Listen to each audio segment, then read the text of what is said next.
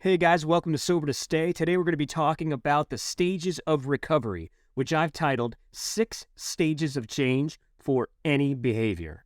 So, what are the stages of recovery and where do we begin?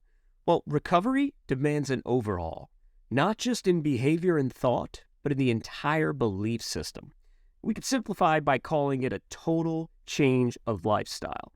At any rate, whatever we choose to call it, it's intimidating. This is particularly true of an addict contemplating a day free of addiction, let alone considering a sober lifestyle. It could really feel like such an overwhelming, if not impossible task, that even the thought of it can be burdensome.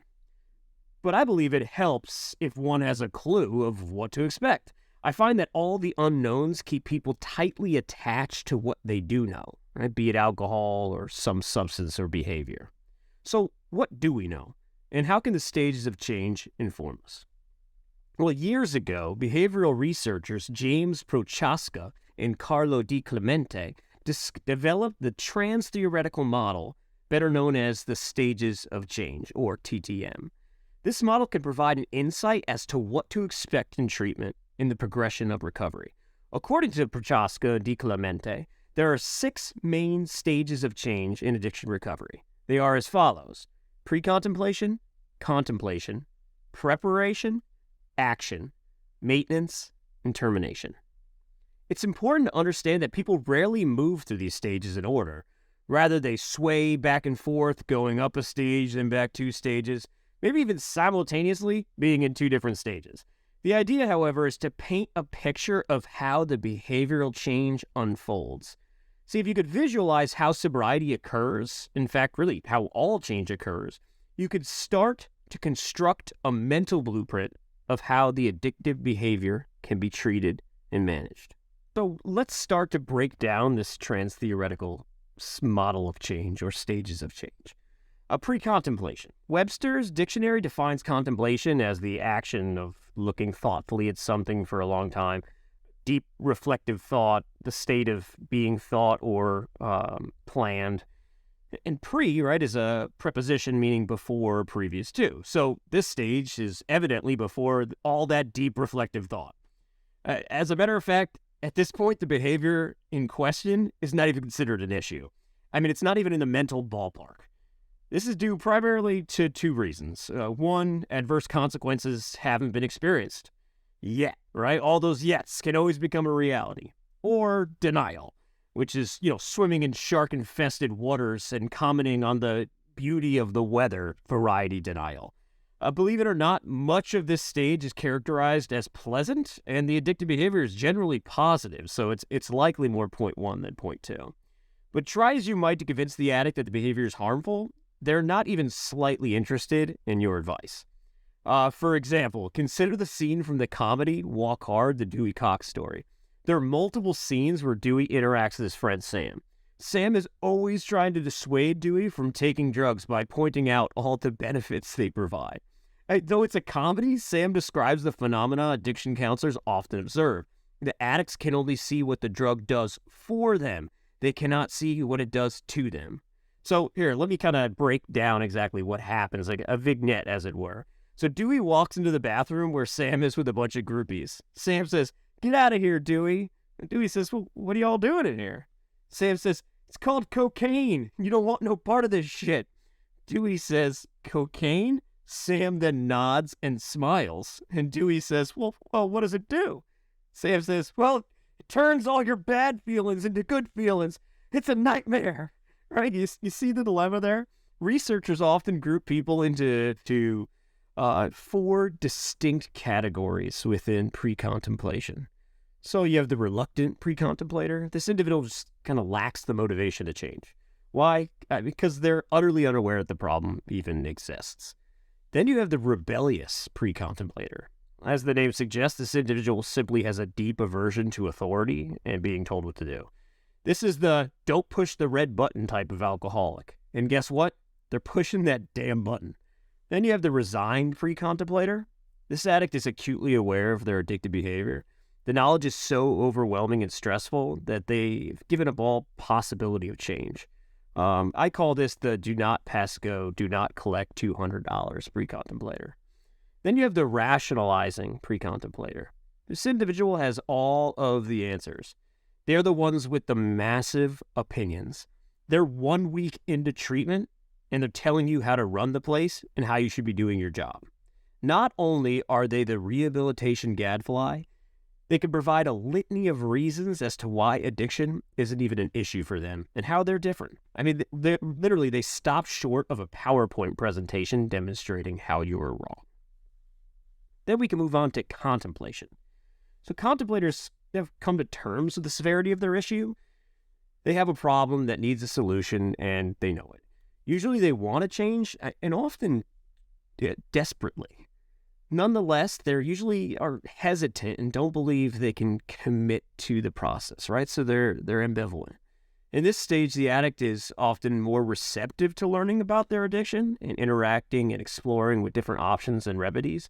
They're still contemplating, right? There are 3 frogs on a rock. One contemplates jumping off. How many are left? Well, 3. Contemplation without action is like a plate with no food.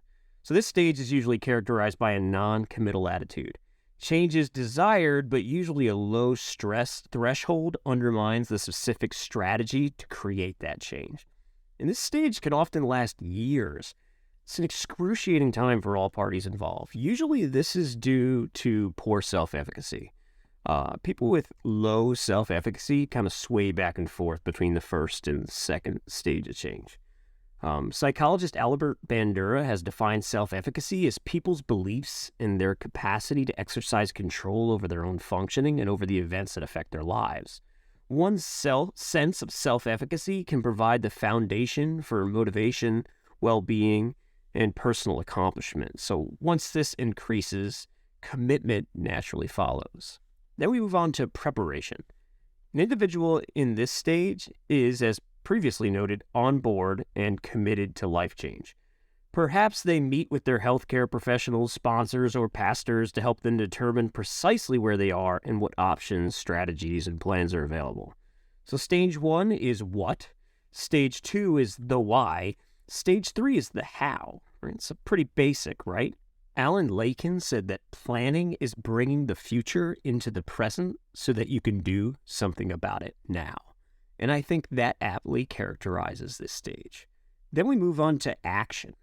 So real change, that is a change in one's behavior that starts at stage 4. This looks different to everyone. For some, it could be walking into an Alcoholics Anonymous meeting or perhaps going into a detox or residential center. For others, it could be getting a sponsor and just finally getting honest.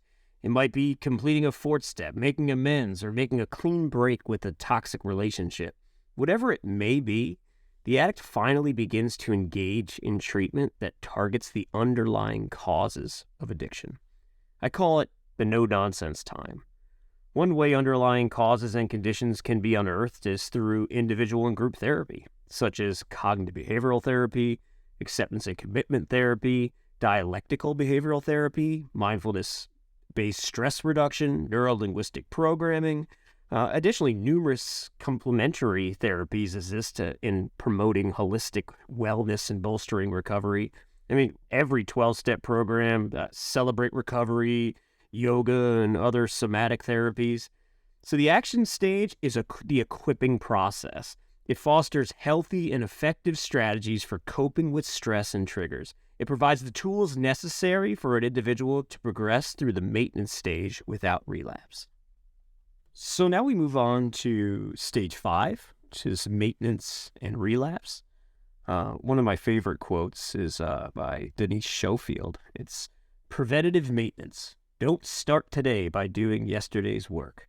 All right, so it could take anywhere from 18 to 254 days for a person to form a new habit. I mean, an average of 66 days for a new habit to become automatic. This, moreover, assumes consistent engagement of the new behavior. The reality is that it takes hard work, great time, and considerable effort to sustain any change. The maintenance stage is really the process of adaptation. It's the process wherein one's entire lifestyle begins to reflect sobriety. At this point, their personal philosophy simply becomes incompatible with the drink or the drug. In a sense, addiction becomes increasingly unnecessary. As momentum builds and this new way of living becomes second nature, the threats of relapse gradually become less and less. But there's an important word of caution. Substance abuse is a chronic disease. This usually refers to an illness persisting for a long time or constantly reoccurring. Most, however, translate this incurable. The point is that with all chronic diseases, the risk of relapse will always be present. This point can be debated. As long as cars are driven, the risk of getting hit remains. And as long as you're alive, the risk of the wacky human condition is liable to make you do all types of wacky things. So Alcoholics Anonymous is a saying, recovered, not cured. The posit that we could be recovered from the alcoholic state of mind, essentially operating from an entirely new philosophy, that makes sense. However, they do argue that one can abandon that philosophy and eventually revert back to the alcoholic state of mind, so recovered, not cured. Therefore, despite the skills and tools required in the action stage to avoid relapse, relapse can still occur. I heard one gentleman comment during a group session that he can go through all the 6 stages and back before 9 a.m. Of course, this is facetious, but he aptly described the finicky nature of an emotional human being. Nonetheless, if relapse does occur, it's not a sign of failure or weakness. Some professionals go as far to say relapse is a part of recovery. The truth is that every behavioral change comes with its share of backsliding and regress. Addiction is no different.